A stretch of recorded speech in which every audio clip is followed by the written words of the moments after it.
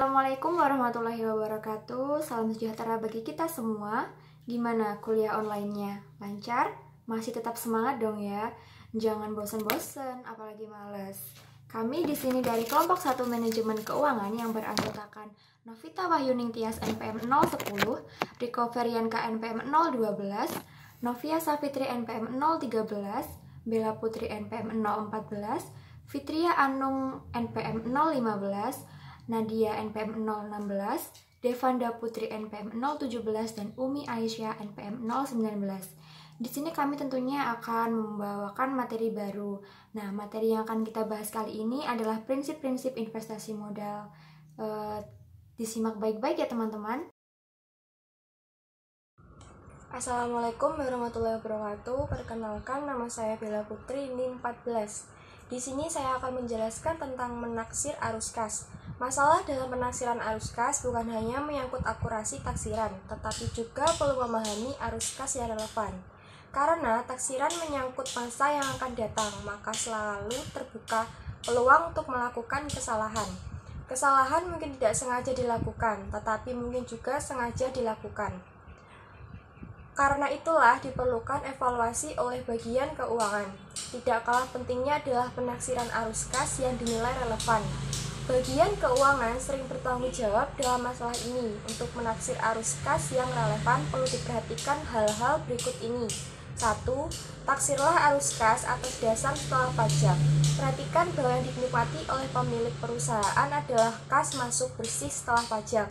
Kedua, taksirlah arus kas atas dasar instrumental atau selisih. Rencana peluncuran produk baru mungkin akan mengakibatkan pengurangan penjualan produk lama. Lebih-lebih kalau produk tersebut ternyata mempunyai pasar yang sama. Dengan demikian perlu diperhatikan pengurangan kas masuk dari produk lama. Ketiga, taksirlah arus kas yang timbul karena keputusan investasi. Arus kas karena keputusan pendanaan seperti membayar bunga pinjaman, mengangsur pokok pinjaman, dan pembayaran dividen. Tidak perlu diperhatikan. Perhatikan yang kita analisis adalah profitabilitas investasi.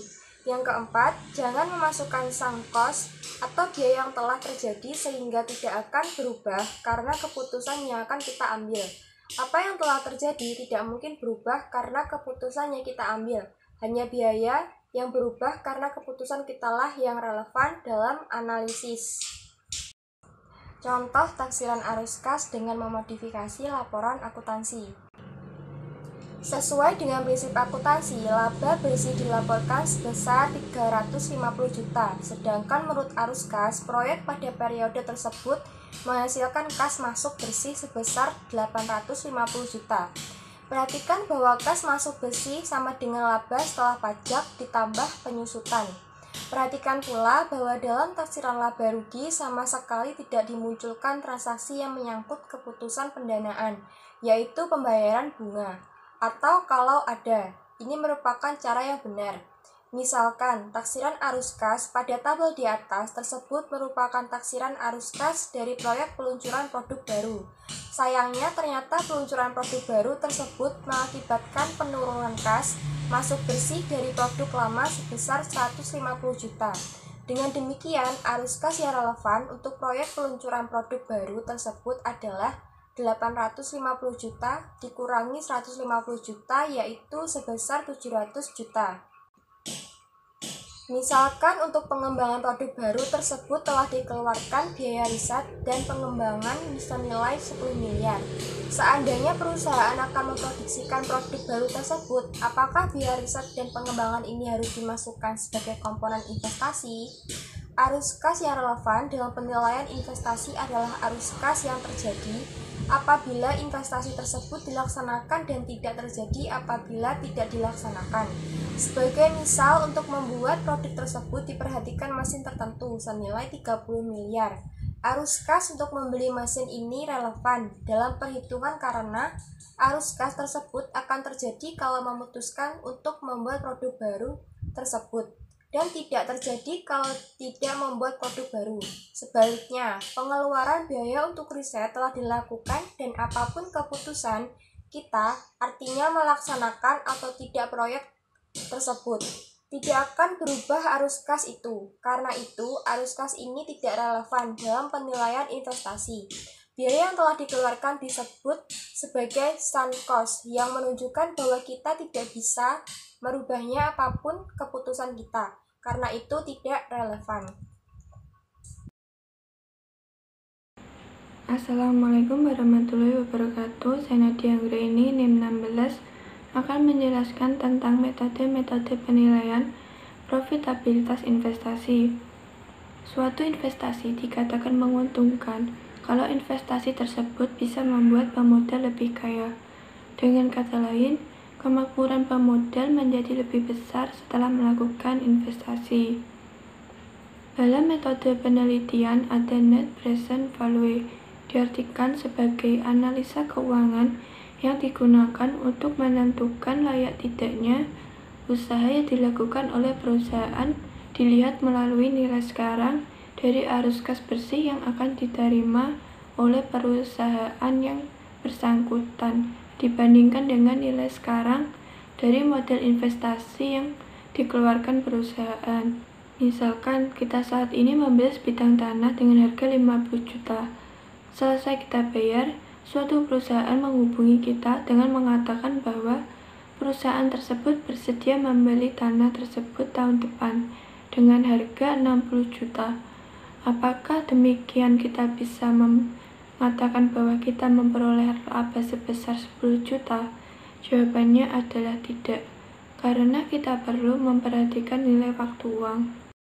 Kalau kita pertimbangkan bahwa tingkat bunga yang relevan adalah 15%, maka present value atau bisa disingkat PV adalah PV sama dengan 60/1 ditambah 0,15 sama dengan 52,17 juta. Dengan demikian, selisih antara PV penerimaan dengan PV pengeluaran atau bisa disebut dengan NPV adalah NPV sama dengan 52,17 dikurangi 50 juta sama dengan 2,17 juta. NPV yang positif menunjukkan bahwa PV penerimaan lebih besar dari PV pengeluaran. Karena itu, NPV yang positif berarti investasi yang diharapkan akan meningkatkan kekayaan pemodal. Karenanya, investasi tersebut dinilai menguntungkan. Dengan demikian, maka decision rule kita adalah terima suatu usulan investasi yang diharapkan memberikan NPV yang positif dan tolak kalau memberikan NPV yang negatif. Bagaimana kalau NPV 0? Dalam praktiknya akan sangat sulit untuk memperoleh hasil seperti itu, tetapi secara teoretis dimungkinkan. Dalam keadaan tersebut kita harus mengingat apakah penentuan tingkat bunga yang kita anggap relevan dalam penghitungan NPV telah mempertimbangkan unsur resiko. Kalau sudah, maka investasi tersebut juga seharusnya kita terima. Penghitungan NPV memerlukan dua kegiatan penting. Yang pertama, menaksir arus kas, dan yang kedua, menentukan tingkat bunga yang dipandang relevan. Berikut ini contoh numerikal untuk investasi yang mempunyai usia ekonomis lebih dari 1 tahun. Misalkan suatu perusahaan transportasi akan membuka divisi baru, yaitu divisi taksi. Divisi tersebut akan dimulai dengan 50 buah taksi, dan karena akan dipergunakan untuk usaha taksi, mobil-mobil tersebut bisa dibeli dengan harga 30 juta per unit. Ditaksir usia ekonomis selama 4 tahun, dengan nilai sisa sebesar 4 juta. Untuk mempermudah analisis, akan dipergunakan metode penyusutan garis lurus. Taksi tersebut akan dioperasikan selama 300 hari dalam 1 tahun. Setiap hari pengemudi dikenakan setoran Rp50.000. Berbagai biaya yang bersifat tunai, seperti penggantian ban, kopling, rem, penggantian oli, biaya perpanjangan STNK, dan sebagainya, ditaksir sebesar Rp3 juta. Berapa NPV usaha taksi tersebut? Kalau perusahaan sudah terkena tarif pajak penghasilan sebesar 35%, taksiran laba rugi per tahun divisi taksi. Penyusutan per tahun dihitung dengan cara sebagai berikut. Penyusutan per tahun sama dengan harga perolehan dikurangi nilai sisa dibagi usia ekonomis. Dengan demikian, penyusutan per tahun sama dengan 1.500 juta dikurangi 200 juta per 4, sama dengan 325 juta. Arus kas dari rencana investasi defisit taksi, misalkan tingkat bunga yang relevan adalah 16% per tahun, maka perhitungan NPV-nya bisa NPV sama dengan min 1.500 ditambah sigma I min 1 sampai 4 503,75 dibagi 1 ditambah 0,16 ditambah 200 dibagi 1 ditambah 0,16 pangkat 4. NPV sama dengan min 1.500 ditambah 1.409,58 ditambah 110,45 sama dengan min 1.500 ditambah 1.520 0,03 sama dengan plus 20,03 juta rupiah. Excel juga bisa dipergunakan untuk menyelesaikan perhitungan NPV pada kolom tersebut mempunyai notasi A, B, C, dan seterusnya, sedangkan baris mempunyai notasi 1, 2, 3, dan seterusnya. Kita sajikan arus kas dari tahun ke-0 sampai dengan tahun ke-4. Arus kas pada tahun 0 mempunyai tanda negatif dan pada tahun ke-4 sebesar Rp703,75.000 karena termasuk nilai sebesar Rp200.000. Dengan Excel, perintah untuk menghitung NPV adalah NPV 0,16 dibagi B3 dibagi 36 ditambah B2, dan Excel akan menghitung NPV 20,04. Sedikit berbeda karena pembulatan, karena investasi tersebut diharapkan memberikan NPV yang positif, maka investasi tersebut diterima. Sekian dari saya. Wassalamualaikum warahmatullahi wabarakatuh. Assalamualaikum warahmatullahi wabarakatuh. Saya Novia Safitri, NPM 013. Di sini saya akan menjelaskan tentang average rate of return. ARR ini digunakan untuk apa sih? Nah, metode ARR ini digunakan untuk menilai profitabilitas investasi berdasarkan informasi yang terdapat dalam laporan keuangan tahunan. Cara menghitungnya pun cukup sederhana, yaitu dengan membagi laba tahun rata-rata dengan usia investasi atau jumlah tahun. Contohnya sebagai berikut.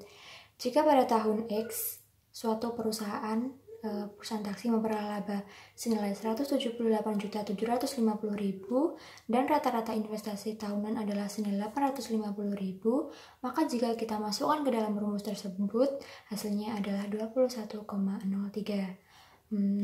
Sayangnya, metode ini memiliki beberapa kelemahan. Yang pertama, bagaimana sih menentukan tingkat keuntungan yang dianggap layak? Yang kedua, cara ini menggunakan konsep akuntansi dan bukan arus kas. Kemudian yang ketiga, metode ini mengabaikan nilai waktu uang. Meskipun ada beberapa kekurangan, metode ini juga memiliki kelebihan, yaitu mudah untuk dipahami.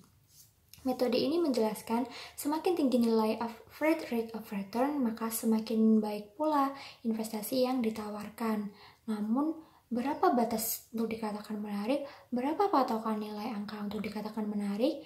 Sayangnya secara konsepsional hal tersebut belum dijelaskan. Terima kasih. Assalamualaikum warahmatullahi wabarakatuh. Perkenalkan, nama saya Devanda Putri Aridana, RPM 17. Di sini saya akan sedikit mengulas tentang payback period. Nah, payback period ini sendiri adalah metode yang digunakan untuk menghitung seberapa cepat sih uang yang kita investasikan bisa kembali. Langsung saja ke contohnya.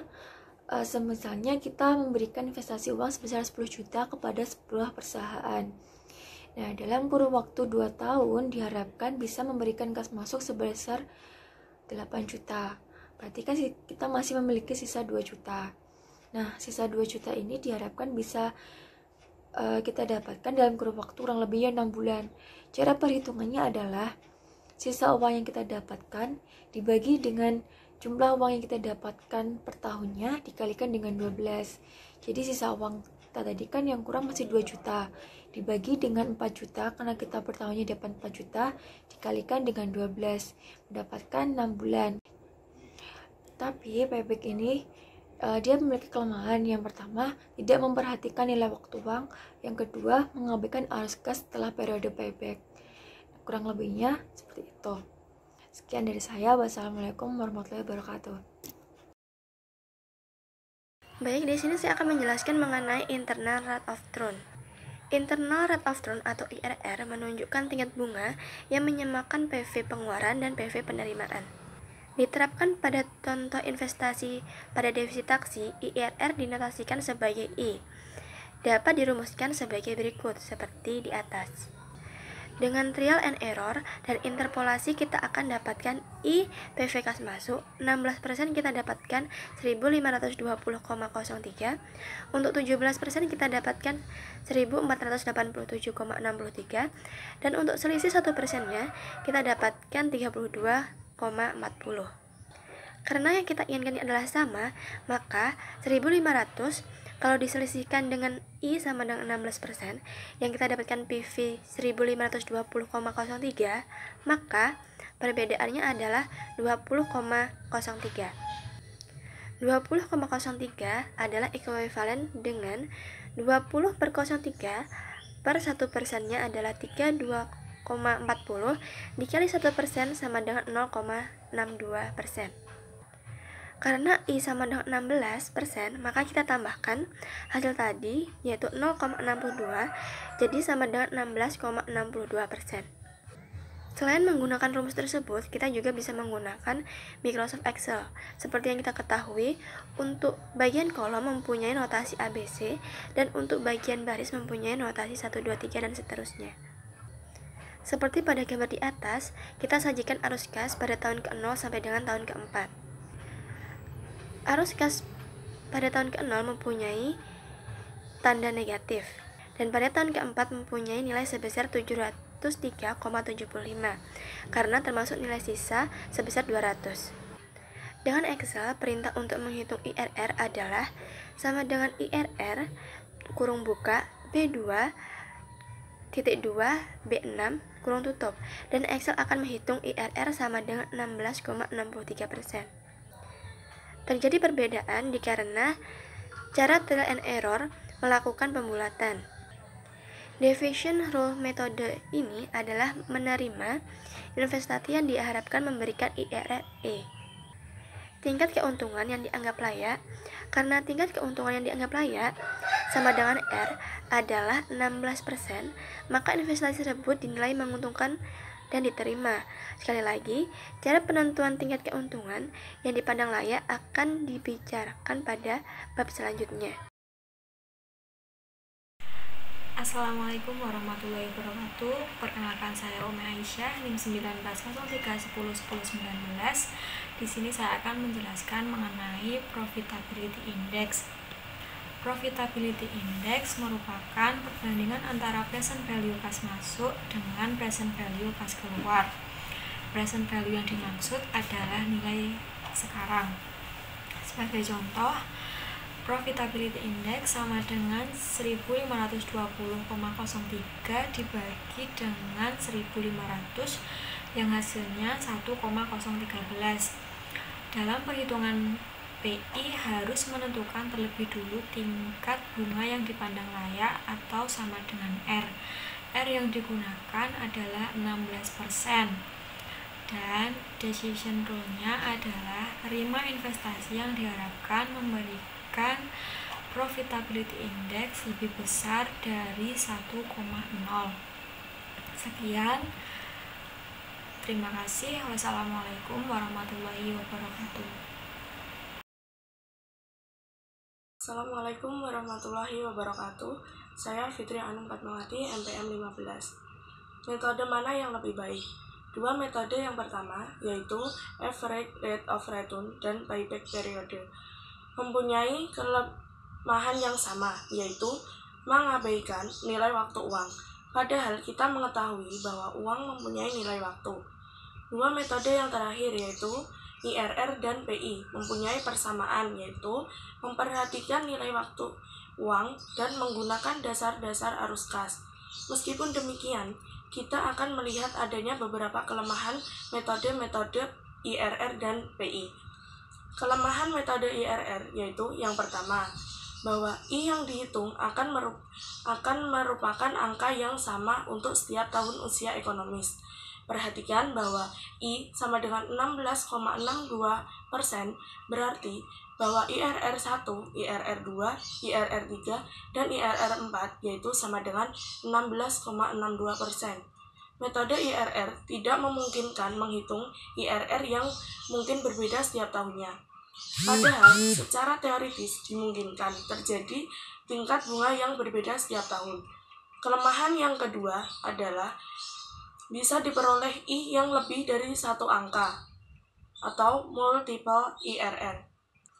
Selanjutnya, kelemahan yang ketiga adalah pada saat perusahaan harus memilih proyek yang bersifat mutually eksklusif, artinya pilihan yang satu meniadakan pilihan lainnya. Sedangkan kelemahan metode PI yaitu metode PI akan selalu memberikan keputusan yang sama dengan NPF kalau dipergunakan untuk menilai usulan investasi yang sama. Tetapi, kalau dipergunakan untuk memilih proyek yang mutually eksklusif, metode PI bisa dikontradiktif dengan NPF. Sebelumnya, Assalamualaikum warahmatullahi wabarakatuh. Saya Riko Feryanka, NPM 1903 10 10 12 dari kelompok 1. Di sini saya akan menjelaskan materi tentang NPV dan tujuan normatif manajemen keuangan. Secara teoritis, penggunaan NPV akan memberikan hasil yang terbaik dalam penilaian profitabilitas investasi. Di samping itu, NPV menunjukkan tambahan kemakmuran real yang diperoleh oleh pemodal dengan mengambil suatu proyek.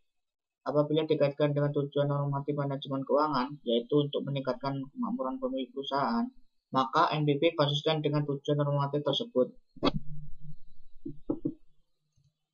Contoh hipotesisnya, suatu perusahaan memperoleh tawaran untuk mengelola perparkiran di suatu wilayah selama 5 tahun. Hak tersebut harus dibayar kepada pemerintah daerah seharga 1.200 juta. Misalkan perusahaan mengambil 100% modal sendiri. Setelah perusahaan membayar hak parkir tersebut, neraca perusahaan pada harga perolehan akan nampak sebagai berikut. Ini tabelnya neraca perusahaan setelah membeli hak parkir. Setelah perusahaan memperoleh hak parkir tersebut, para analis keuangan berpendapat bahwa perusahaan bisa memperoleh kas masuk bersih per bulan sebesar 30 juta. Mereka juga berpendapat bahwa tingkat bunga yang relevan untuk perusahaan tersebut adalah 1% per bulan. Apabila semua orang sepakat tentang analisis tersebut, maka nilai hak parkir tersebut adalah sebagai ini. Ini rumusnya. Dengan demikian, apabila disajikan dalam bentuk neraca, tetapi dicatat pada nilai pasar, maka neraca perusahaan tersebut adalah sebagai berikut. Ini neraca setelah ada di nilai pasar dengan signifikan naik menjadi 1.348 juta. Ini berarti bahwa nilai sebesar 1.200 juta yang diinvestasikan sekarang naik menjadi 1.348 juta. Bertambah nilai sebesar 148 juta ini tidak lain merupakan net present value investasi tersebut. Ini berarti bahwa seandainya perusahaan tersebut saat ini dijual, maka para pemodal akan menawar harga 1.348 juta. Dengan kata lain, bagi pemilik perusahaan akan mengalami kenaikan kemakmuran sebesar 148 juta. Sekian materi dari saya, kurang lebihnya mohon maaf dan terima kasih.